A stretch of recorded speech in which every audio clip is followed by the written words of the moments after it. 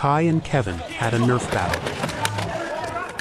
The first thing is safety. For all the younger kids out there that's doing these Nerf battles, protect your eyes, man. Everybody with Kev, you consider yourself dead. Everybody got a minute, 1 minute.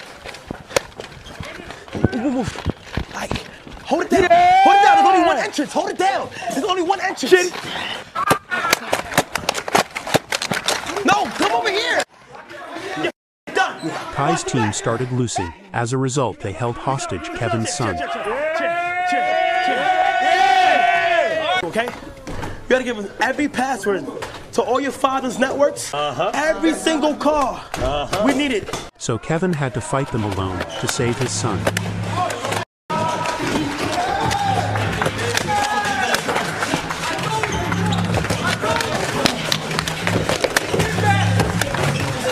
And indeed succeeded.